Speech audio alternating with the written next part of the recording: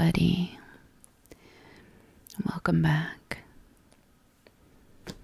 Back to part 3 of the Argonauts, which is the final part. Now I have to find it. I forgot. I hope everyone is well. If you have not seen the previous 2 videos, definitely go watch those first. So we did parts in the book, they're called part 1 through 4. We did all of those, so we have 5 and 6 left. Now I just gotta figure out. I think it's after this. Yes. Okay. There we go. So, part 5. How the Argonauts were driven into the unknown sea. So they fled away in haste to the westward, but Aeetes manned his fleet and followed them. And Lynceus, the quick-eyed, saw him coming, while he was still many a mile away, and cried, "I see 100 ships, like a flock of white swans, far in the east." And at that they rowed hard, like heroes, but the ships came nearer every hour. Then Medea, the dark witch maiden, laid a cruel and a cunning plot. For she killed Absyrtus, her young brother, and cast him into the sea, and said, "Ere my father can take up his corpse and bury it, he must wait long, and be left far behind." And all the heroes shuddered, and looked at the other for shame, yet they did not punish the dark witch woman, because she had won for them the golden fleece. And when Aeetes came to the place, he saw the floating corpse, and he stopped a long while, and bewailed his son, and took him up and went home. But he sent on his sailors toward the westward, and bound them by a mighty curse. "Bring back to me that dark witch woman, that she may die a dreadful death, but if you return without her, you shall die by the same death yourselves." So the Argonauts escaped for that time, but Father Zeus saw the foul crime, and out of the heavens he sent a storm and swept the ship far from her course. Day after day the storm drove her amid foam and blinding mist, till they knew no longer where they were, for the sun was blotted from the skies. And at last the ship struck on a shoal amid low isles of mud and sand, and the waves rolled over her and through her, and the heroes lost all hope of life. Then Jason cried to Hera, "Fair queen, who hast befriended us till now, why hast thou left us in our misery, to die here among unknown seas? It is hard to lose the honor which we have won with such toil and danger, and hard never to see Hellas again, and the pleasant bay of Pegasi." Then out and spoke the magic bough which stood upon the Argo's beak. "Because Father Zeus is angry, all this has fallen on you, for a cruel crime has been done on board, and the sacred ship is foul with blood." At that some of the heroes cried, "Medea is the murderess. Let the witch woman bear her sin and die." And they seized Medea to hurl her into the sea and atone for the young boy's death. But the magic bough spoke again. "Let her live till her crimes are full. Vengeance waits for her, slow and sure, but she must live, for you need her still. She must show you the way to her sister Circe, who lives among the islands of the west. To her you must sail a weary way, and she shall cleanse you from your guilt." Then all the heroes wept aloud when they heard the sentence of the oak, for they knew that a dark journey lay before them, and years of bitter toil. And some upbraided the dark witch woman, and some said, "Nay, we are her debtors still. Without her we should never have won the fleece." But most of them bit their lips in silence, for they feared the witch's spells. And now the sea grew calmer, and the sun shone out once more, and the heroes thrust the ship off the sandbank and rowed forward on their weary course under the guiding of the dark witch maiden into the wastes of the unknown sea. Whither they went I cannot tell, nor how they came to Circe's isle. Some say that they went to the westward and up the Ister stream, and so came into the Adriatic, dragging their ship over the snowy Alps. And others say that they went southward into the Red Indian Sea and past the sunny lands where spices grow, round Ethiopia toward the west, and that at last they came to Libya, and dragged their ship across the burning sands and over the hills into the Syrtes, where the flats and quicksands spread for many a mile, between rich Cyrene and the Lotus Eater's shore. But all these are but dreams and fables, and dim hints of unknown lands. But I'll say that they came to a place where they had to drag their ship across the land 9 days, with ropes and rollers, till they came into an unknown sea. And the best of all the old songs tell us how they went away toward the north, till they came to the slope of Caucasus, where it sinks into the sea. Oh, Ister stream, or the Danube. Okay, so let's say where it sinks into the sea and to the narrow Cimmerian Bosphorus, which is between the Crimea and Circassia, where the Titan swam across upon the bull, and thence into the lazy waters of the still Maotid lake, or the Sea of Azov. And thence they went northward ever up the Tanais, which we call Dawn, past the Geloni and Saromatai, and many a wandering shepherd tribe, and the one-eyed Arimaspi, of whom old Greek poets tell, who steal the gold from the griffins and the cold Riphaean hills, or the Ural Mountains. And they passed the Scythian archers and the Tauri who eat men, and the wandering Hyperboreae, I think it's supposed to be Hyperboreae, who feed their flocks beneath the pole star, until they came into the northern ocean, the dull dead Cronian Sea, or the Baltic. And there Argo would move on no longer, and each man clasped his elbow and leaned his head upon his hand, heartbroken with toil and hunger, and gave himself up to death. But brave Chaos, the helmsman, cheered up their hearts once more, and bade them leap on land, and haul the ship with ropes and rollers for many a weary day. Whether over land or mud or ice, I know not, for the song is mixed and broken like a dream. And it says next how they came to the rich nation of the famous long-lived men, and to the coast of the Cimmerians, who never saw the sun, buried deep in the glens of the snow mountains, and to the fair land of Hermione, where dwelt the most righteous of all nations, and to the gates of the world below, and to the dwelling place of dreams. And at last Chaos shouted, "Endure a little while, brave friends, the worst is surely past, for I can see the pure west wind ruffle the water, and hear the roar of ocean on the sands. So raise up the mast, and set the sail, and face what comes like men." Then out spoke the magic bow, that I had perished long ago and been whelmed by the dread blue rocks beneath the fierce swell of the Euxine.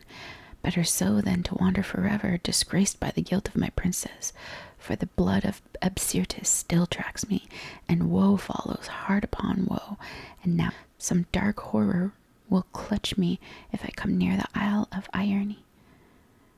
Oh, aka Britain. Unless you will cling to the land and sail southward and southward forever, I shall wander beyond the Atlantic to the ocean which has no shore.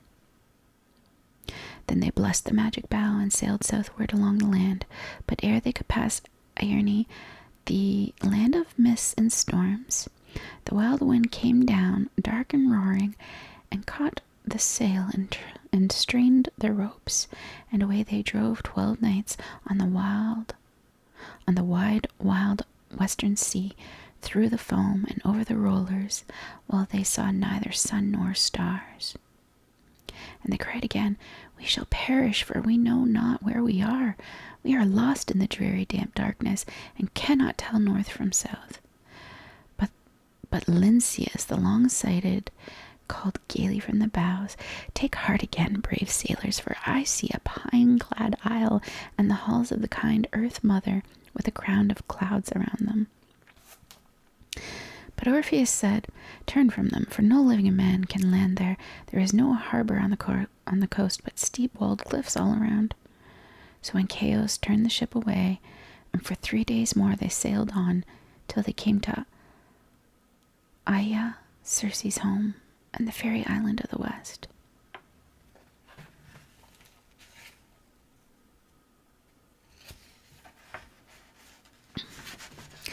And there Jason bid them land and seek about for any sign of living man. And as they went inland, Circe met them, coming down toward the ship, and they trembled when they saw her. For her hair and face and robes shone like flame. And she came and looked at Medea. Medea hid her face beneath her veil. And Circe cried, "Ah, wretched girl, have you forgotten all your sins, that you come hither to my island, where the flowers bloom all the year round? Where is your aged father and the brother whom you killed? Little do I expect you to return in safety with these strangers whom you love. I will send you food and wine, but your ship must not stay here, for it is foul with sin, and foul with sin its crew." And the heroes prayed her, but in vain, and cried, "Cleanse us from our guilt." But she sent them away and said, "Go on to Malea, and there you may be cleansed and return home."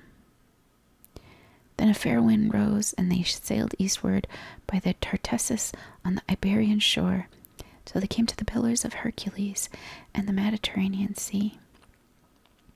And thence they sailed on through the deeps of Sardinia, and past the Ausonian islands and the capes of the Tyrrhenian shore, till they came to a flowery island upon a still, bright summer's eve.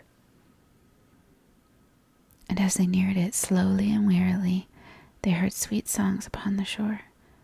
But when Medea heard it, she started and cried, "Beware all heroes, for these are the rocks of the Sirens. You must pass close by them, for there is no other channel, but those who listen to that song are lost." Then Orpheus spoke, the king of all minstrels. "Let them match their song against mine. I have charmed stones and trees and dragons. How much more the hearts of men?"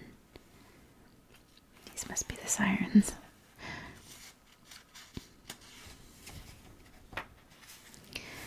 So he caught up his lyre and stood upon the poop and began his magic song.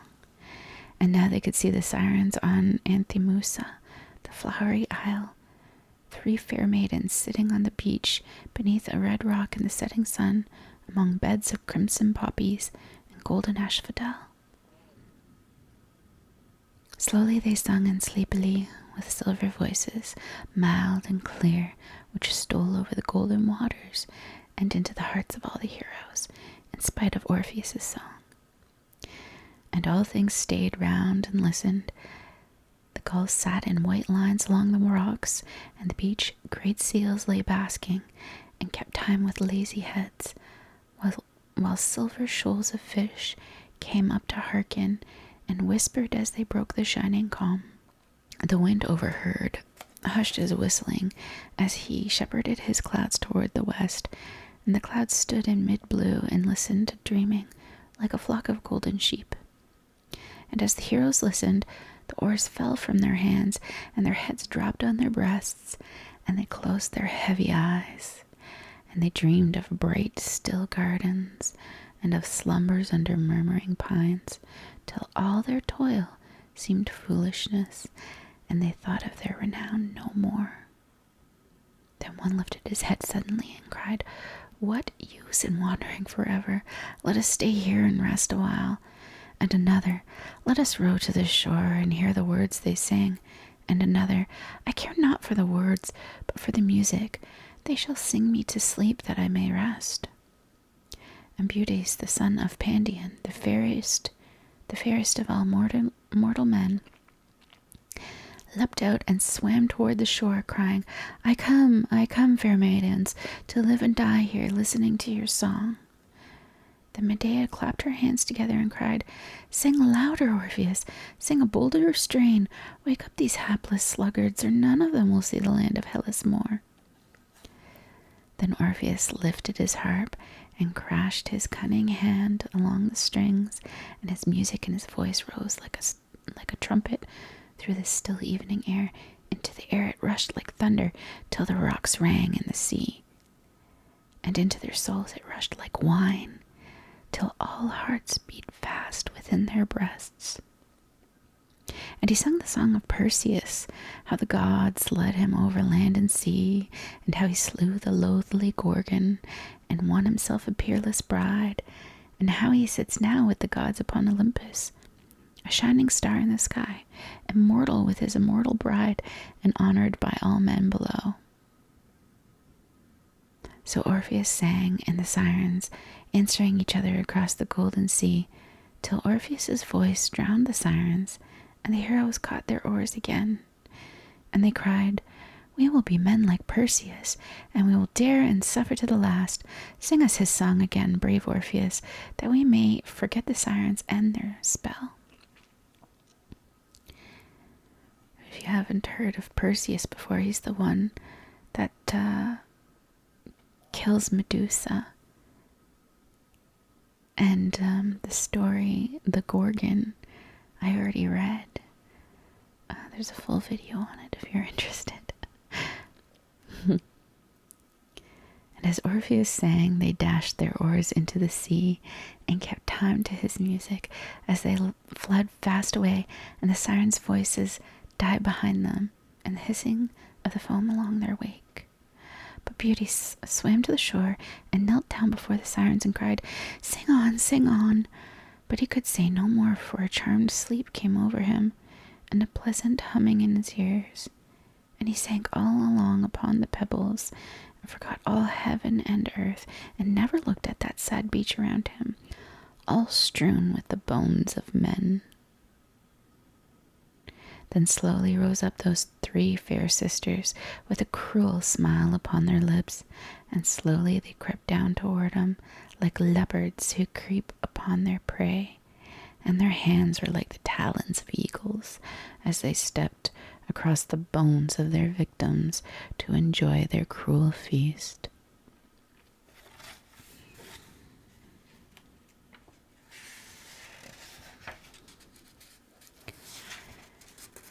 But fairest Aphrodite saw him from the highest Idalian peak, and she pitied his youth and his beauty, and leapt up from her golden throne, and like a falling star she cleft the sky, and left a trail of glittering light till she stooped to the isle of the sirens, and snatched their prey from their claws.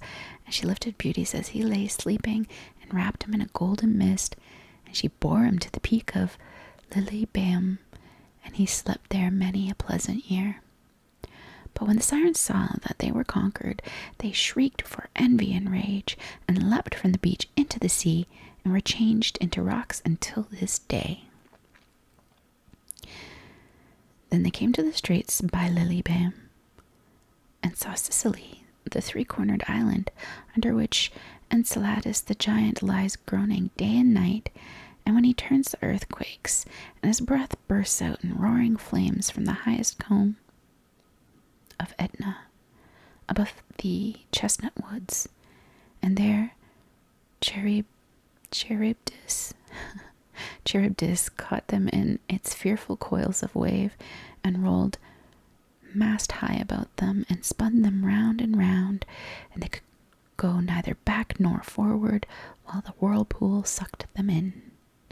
And while they struggled, they saw near them, on the other side of the strait, a rock stand in the water, with a peak wrapped round in clouds, a rock which no man could climb, though he had 20 hands and feet, for the stone was smooth and slippery, as if polished by man's hand, and halfway up a misty cave looked out toward the west. And when Orpheus saw it, he groaned and struck his hands together. And little will it help to us, he cried, to escape the jaws of the whirlpool, for in that cave lives Scylla, the sea hag with the young whelp's voice. My mother warned me of her ere we sailed away from Hellas. She has 6 heads and 6 long necks, and hides in that dark cleft. And from her cave she fishes for all things which pass by, for sharks and seals and dolphins, and all the herds of amphitrite. And never ship's crew boasted that they came safe by her rock, for she bends her long necks down to them. And every mouth takes up a man. And who will help us now? For Hera and Zeus hate us, and our ship is foul with guilt, so we must die whatever befalls. Then out of the depths came Thetis, Peleus' silver-footed bride, for love of her gallant husband, and all her nymphs around her, and they played like snow-white dolphins, diving from wave to wave before the ship, and in her wake, and beside her as dolphins play. And they caught the ship, and guided her, and passed her on from hand to hand, and tossed her through the billows as maidens toss the ball. And when Scylla scooped to seize her, they struck back her ravening hands, and foul Scylla whined as a whelp whines at the touch of their gentle hands. But she shrank into her cave affrighted, for all bad things shrink from good, and Argo leapt safe past her, while a fair breeze rose behind. Then Thetis and her nymphs sank down to their gardens of green and purple, where live flowers bloom all the year round, while the heroes went on rejoicing, yet dreading what might come next. After that they rode on steadily for many a wearied day, till they saw a long high island, and beyond it a mountain land. And they searched till they found a harbor, and there rowed boldly in. But after a while they stopped and wondered, for there stood a great city on the shore, and temples and walls and gardens, and castles high in air upon the cliffs. And on either side they saw a harbor with a narrow mouth, but wide within, and black ships without number, high and dry upon the shore. Then in Chaos the wise helmsman spoke, What new wonder is this? I know all isles and harbors, and the windings of all the seas. And this should be Corcyra, where a few wild goat herds dwell. But whence come these new harbors and vast works of polished stone? But Jason said, They can be no savage people. We will go in and take our chance. So they rowed into the harbor among 1,000 black-beaked ships, each larger far than Argo, toward a quay of polished stone. And they wondered at that mighty city, with its roofs of burnished brass and long and lofty walls of marble, with strong palisades above. And the quays were full of people, merchants and mariners and slaves, going to and fro with merchandise among the crowd of ships. And the heroes' hearts were humbled, and they looked at each other and said, We thought ourselves a gallant crew when we sailed from Iolcos by the sea, but how small we look before this city, like an ant before a hive of bees. Then the sailors hailed them roughly from the quay. What men are you? We want no strangers here, nor pirates. We keep our business to ourselves. But Jason answered gently with many a flattering word, and praised their city and their harbor, and their fleet of gallant ships. Surely you are the children of Poseidon and the masters of the sea, and we are but poor wandering mariners, worn out with thirst and toil. Give us but food and water, and we will go on our voyage in peace. Then the sailors laughed and answered, "Stranger, you are no fool. You talk like an honest man, and you shall find us honest too. We are the children of Poseidon, and the masters of the sea. But come ashore to us, and you shall have the best that we can give." So they limped ashore, all stiff and weary, with long ragged beards and sunburnt cheeks, and garments torn and weather-stained, and weapons rusted with the spray, while the sailors laughed at them, for they were rough-tongued, though their hearts were frank and kind. And one said, "These fellows are but raw sailors. They look as if they had been seasick all the day." And another, "Their legs have grown crooked with much rowing, till they waddle in their walk like ducks." And at that Idas the rash would have struck them, but Jason held them back till one of the merchant kings spoke to them, a tall and stately man. "Do not be angry, strangers. The sailor boys must have their jest, but we will treat you justly and kindly, for strangers and poor men come from God, and you seem no common sailors by your strength and height and weapons. Come up with me to the palace of Alcinous, the rich sea-going king, and we will feast you well and heartily, and after that you shall tell us your name." But Medea hung back and trembled, and whispered in Jason's ear, "We are betrayed and are going to our ruin, for I see my countrymen among the crowd, dark-eyed Colche, in steel mail shirts, such as they wear in my father's land."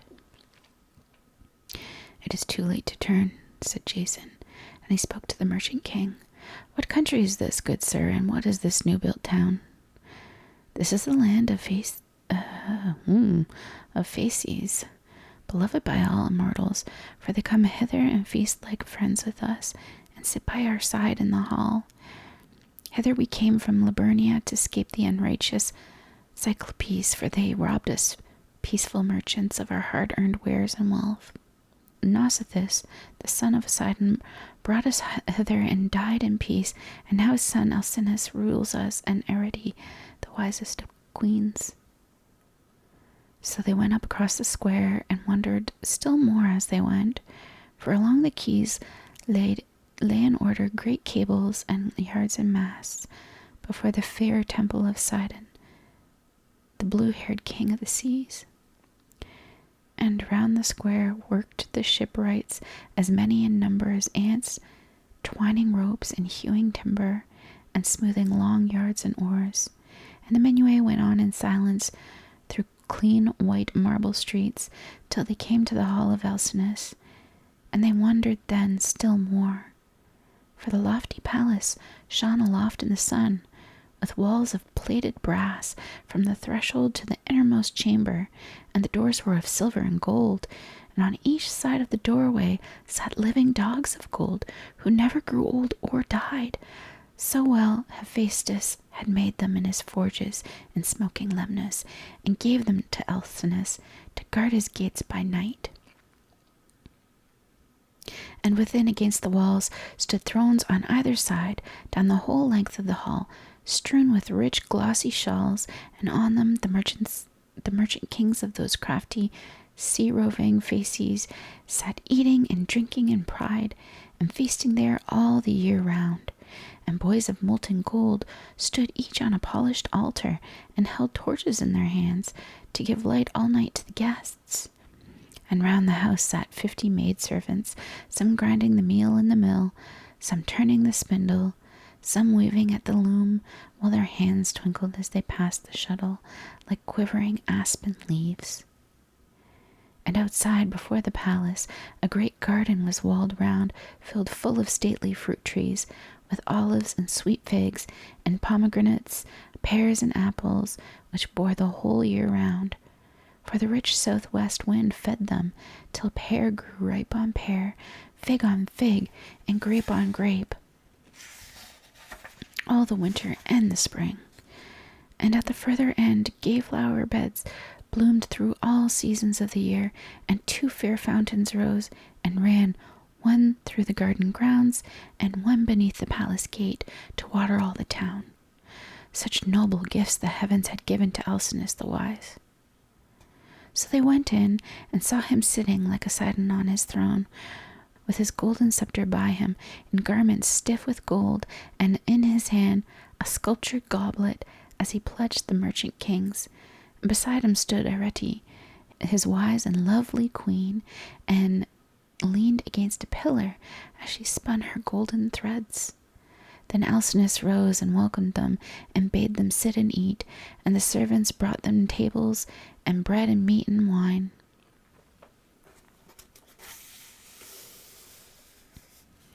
But Medea went on trembling toward Arete, the fair queen, and fell at her knees, and clasped them, and cried, weeping as she knelt, I am your guest, fair queen, and I entreat you by Zeus, from whom prayers come.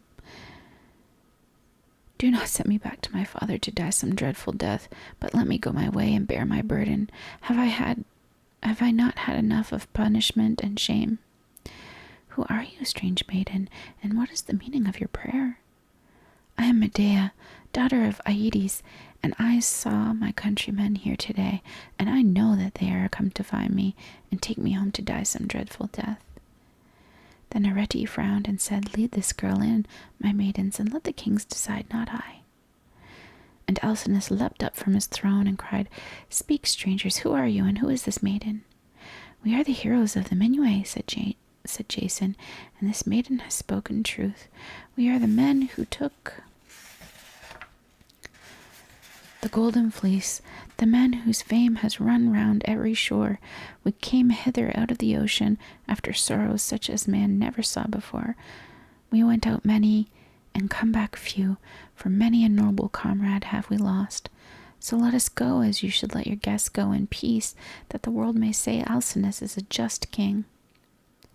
But Alcinous frowned, and stood deep in thought, and at last he spoke. Had not the deed been done which is done, I should have had this day to myself. It is an honor to Alcinous and to his children before him that the far-famed Argonauts are his guests. But these Colchi are my guests, as you are, and for this month they have waited here with all their fleet, for they have hunted all the seas of Hellas, and could not find you, and dared neither go further nor go home. Let them choose out their champions, and we will fight them man for man. No guest of ours shall fight upon our island, and if you go outside they will outnumber you. I will do justice between you, for I know and do what is right. Then he turned to his kings and said, This may stand over till tomorrow. Tonight we will feast our guests and hear the story of all their wanderings, and how they came hither out of the ocean. So Alcinous bade the servants take the heroes in, and bathe them and give them clothes, and they were glad when they saw the warm water, for it was long since they had bathed. And they washed off the sea salt from their limbs, and anointed themselves from head to foot with oil, and combed out their golden hair. Then they came back again into the hall, while the merchant kings rose up to do them honor. And each man said to his neighbor, No wonder that these men won fame. How they stand now like giants or titans, or immortals come down from Olympus. Though many a winter has worn them, and many a fearful storm, what must they have been when they sailed from Iolcos in the bloom of their youth long ago? Then they went out to the garden, and the merchant princes said, Heroes, run races with us. Let us see whose feet are nimblest. We cannot race against you, for our limbs are stiff from sea, and we have lost our 2 swift comrades, the sons of the north wind. But do not think us cowards. If you wish to try our strength, we will shoot and box and wrestle against any men on earth. And Alcinous smiled and answered, I believe you, gallant guests. With your long limbs and broad shoulders, we could never match you there.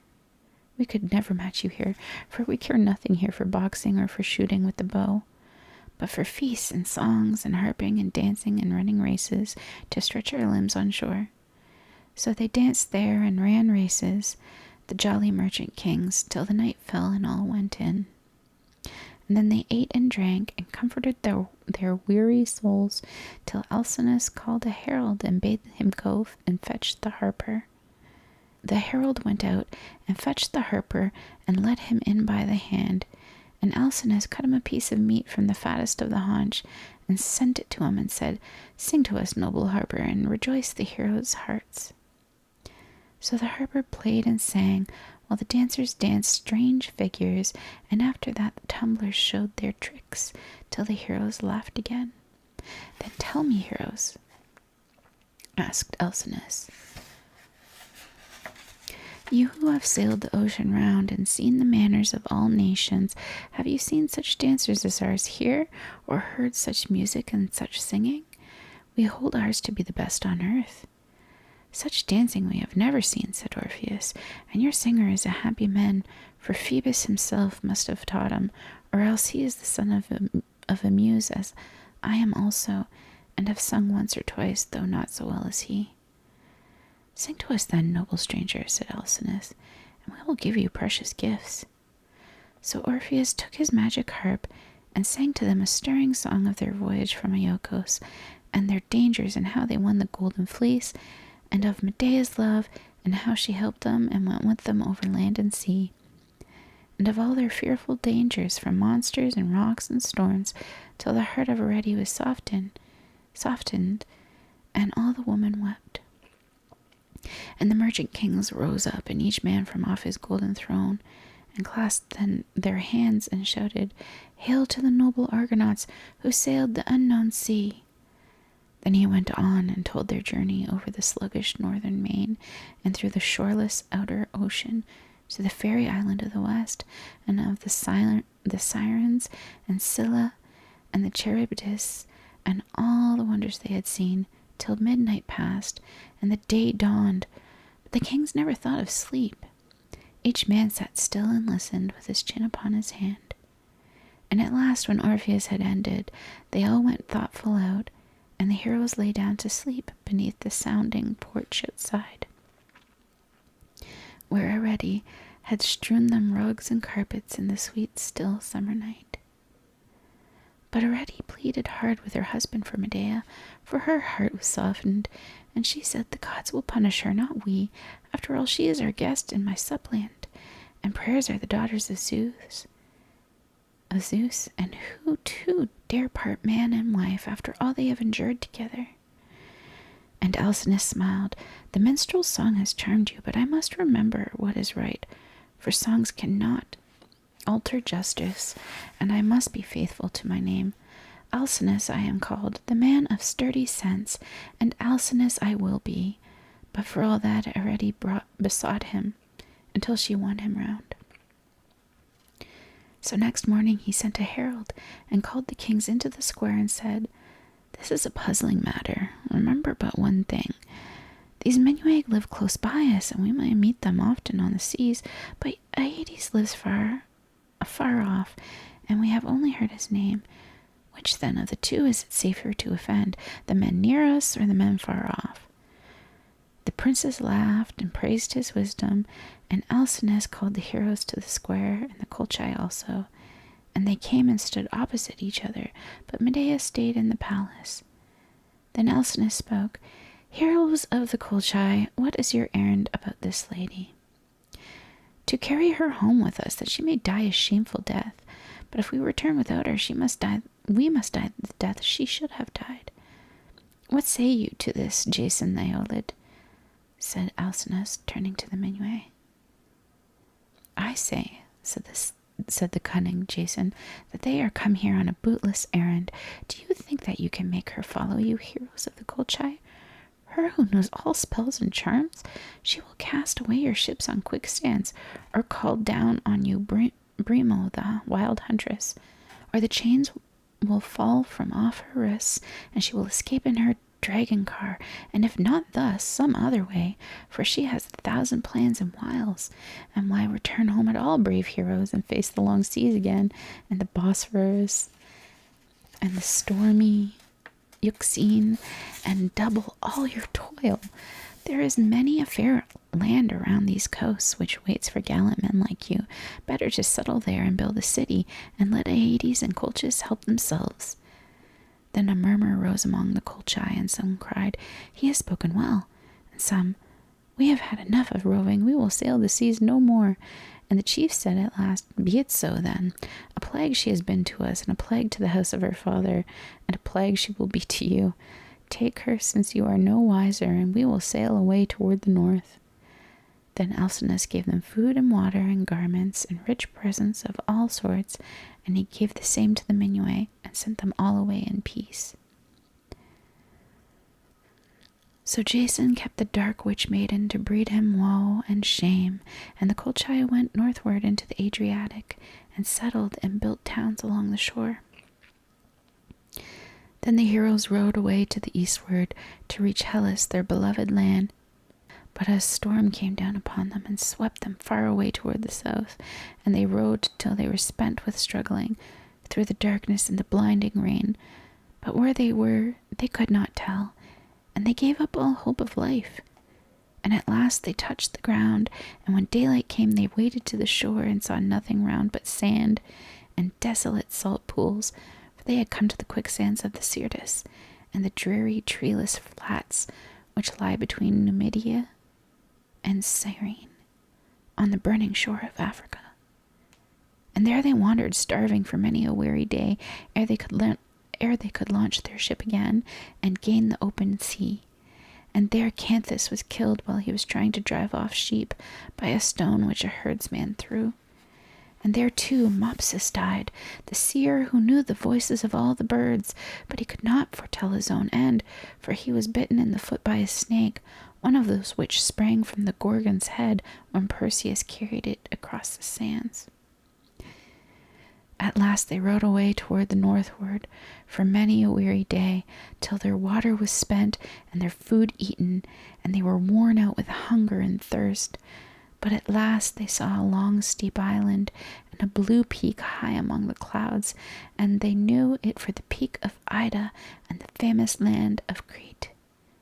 And they said, "We will land in Crete and see Minos, the just king, and all his glory and his wealth, and at least he will treat us hospitably, and let us fill our water casks upon the shore." But when they came nearer to the island, they saw a wondrous sight upon the cliffs.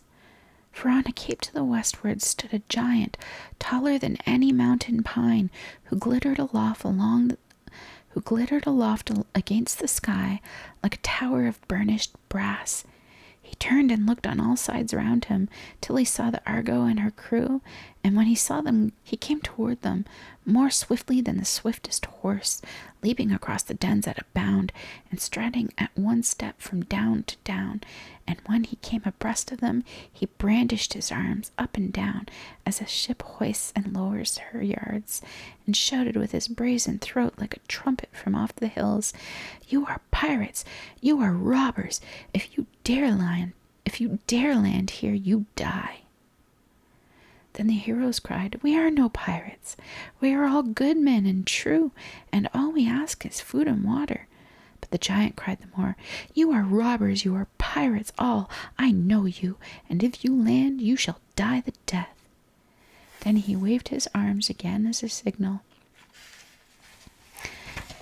and they saw the people flying inland, driving their flocks before them, while a great flame arose among the hills.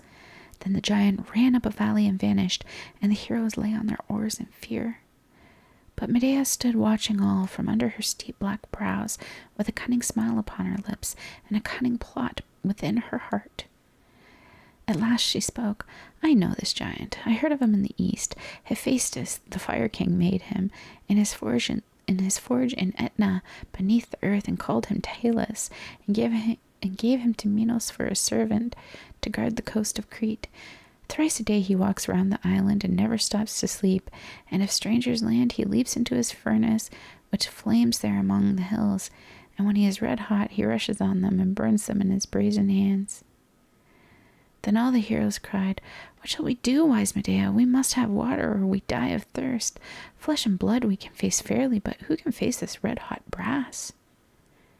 "I can face red-hot brass, if the tale I hear be true, for they say that he has but one vein in all his body filled with liquid fire, and that this vein is closed with a nail. But I know not where that nail is placed. But if I can get it once into these hands, you shall water your ship here in peace."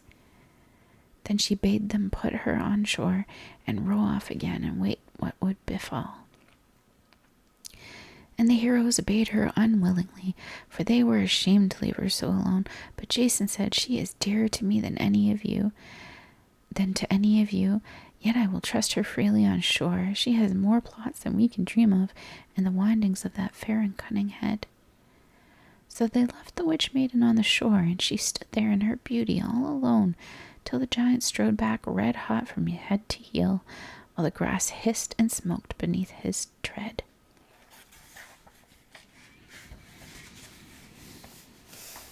And when he saw the maiden alone, he stopped, and she looked boldly up into his face without moving, and began her magic song. "Life is short, though life is sweet, and even men of brass and fire must die.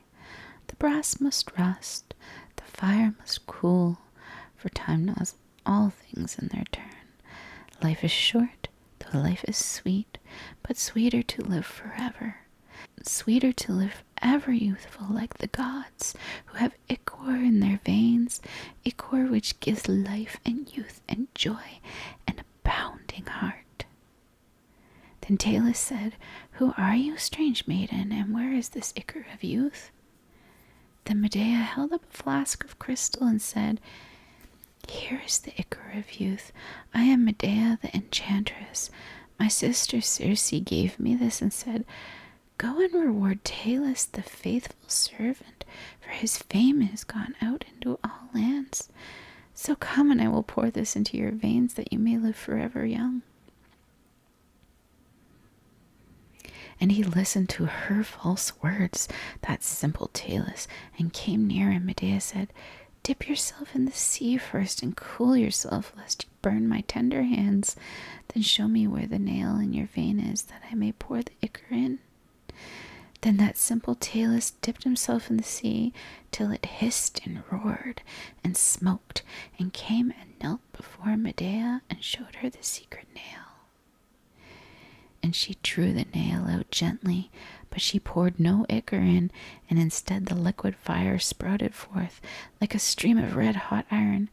And Talus tried to leap up, crying, "You have betrayed me, false witch maiden." But she lifted up her hands before him and sang till he sank beneath her spell.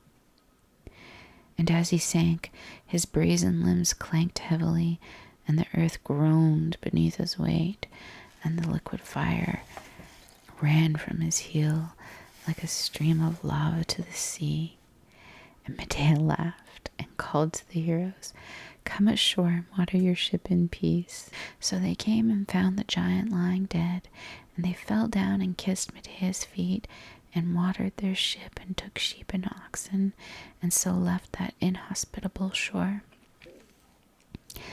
At last, after many more adventures, they came to the Cape of Malea, at the southwest point of the Peloponnese, and there they offered sacrifices, and Orpheus purged them from their guilt.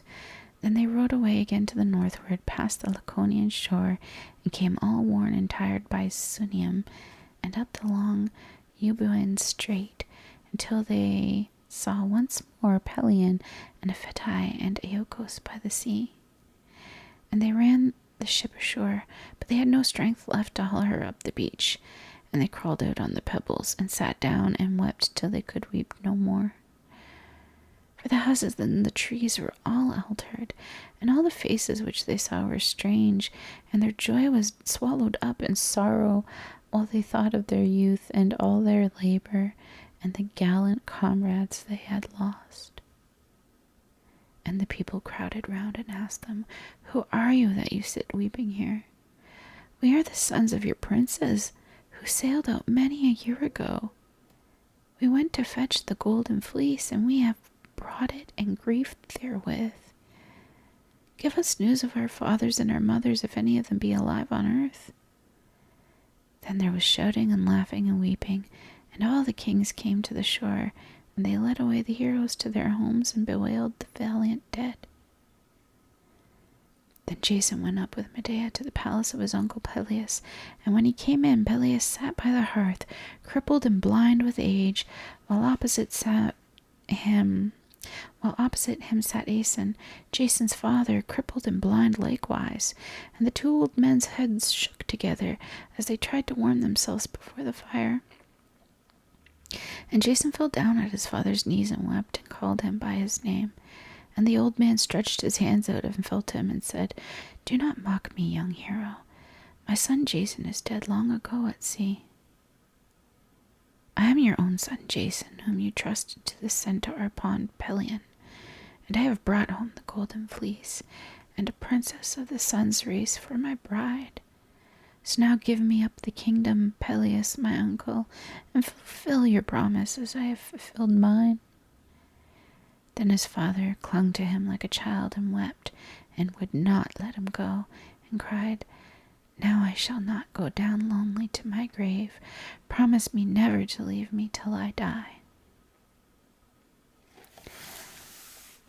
My throat is giving out. Good thing we're at part 6. I think it's not much longer after. We shall be done soon.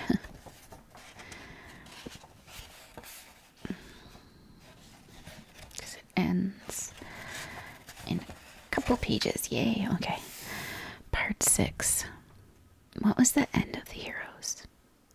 And now I wish that I could end my story pleasantly, but it is no fault of mine that I cannot.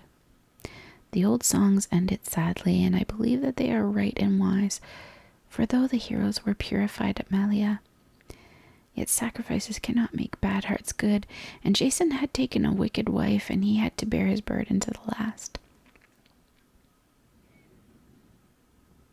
And first she laid a cunning plot to punish that poor old Peleus instead of letting him die in peace. For she told his daughters, "I can make old things young again. I will show you how easy it is to do so." So she took an old ram and killed him and put him in a cauldron with magic herbs, and then whispered her spells over him, and he leapt out again a young lamb. So that Medea's cauldron is a proverb still, by which we mean times of war and change, when the world has become old and feeble and grows young again through bitter pains. Then she said to Peleus' daughters, "Do to your father as I did to this ram, and he will grow young and strong again." But she only told them half the spell, so they failed while Medea mocked them. And poor old Peleus died, and his daughters came to misery. But the songs say she cured Aeson, Jason's father, and he became young and strong again. But Jason could not love her after all her cruel deeds, so he was ungrateful to her and wronged her, and she revenged herself on him. And a terrible revenge she took, too terrible to speak of here. But you will hear of it yourselves when you grow up, for it has been sung in noble poetry and music, and whether it be true or not, it stands forever as a warning to us not to seek for help from evil persons or to gain good ends by evil means. For if we use an adder even against our enemies, it will turn again and sting us. But of all the other heroes, there is many a brave tale left, which I have no space to tell you, so you must read them for yourselves. Of the hunting of the boar in Calydon, which Meleager killed, and of Heracles' 12 famous labors, and of the 7 who fought at Thebes, and of the noble love of Castor and Polydeuces, the twin Dioscoroi, who, when one died, the other would not live without him, so they shared their immortality between them, and Zeus changed them into the 2 twin stars, which never rise both at once. And what became of Charon, the good immortal beast? That too is a sad story, for the heroes never saw him more. He was wounded by a poisoned arrow at Pholo among the hills, when Heracles opened the fatal wine jar, which Charon had warned him not to touch. And the centaurs smelt the wine and flocked to it and fought for it with Heracles, but he killed them all with his poisoned arrows, and Charon was left alone. Then Charon took up one of the arrows and dropped it by chance upon his foot, and the poison ran like fire along his veins, and he lay down and longed to die, and cried, "Through wine I perish, the bane of all my race. Why should I live forever in this agony? Who will take my immortality, that I may die?" Then Prometheus answered, the good Titan, whom Heracles had set free from Caucasus, I will take your immortality and live forever, that I may help poor mortal men. So Chiron gave him his immortality and died, and had rest from pain. And Heracles and Prometheus wept over him, and went to bury him on Pelion, but Zeus took him up among the stars to live forever, grand and mild, low down in the far southern sky. And in time the heroes died, all but Nestor, the silver-tongued old man, and left behind them valiant sons, but not so great as they had been.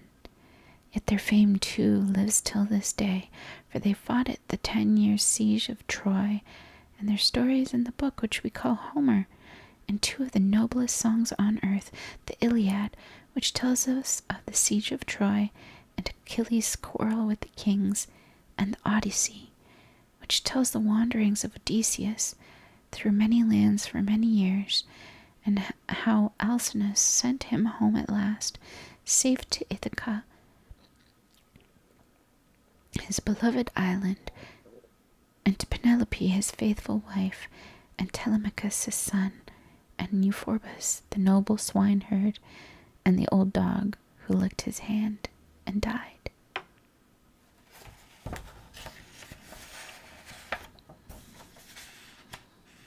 Well, that, my friends, was the end of the tale of the Argonauts.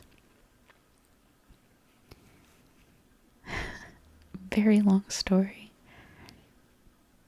Not really a very happy ending, but I hope you enjoyed it nonetheless. Now, we have done many of the stories in this book, but we still have some left.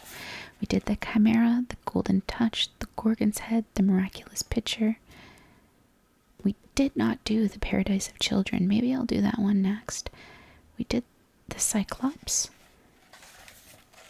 the Argonauts, how Odin lost his eye, but we have yet to do the Quest of the Hammer and the Death of Balder. So that's 3 stories left from this book, and then we're done. Then we'll have to move on to the next one, and I have a lot to choose from. So thank you for watching and listening again. And if you like these stories, be sure to like this video and subscribe and hit the notification bell to all so you can see when the next one comes. Thank you very much. Sweet dreams.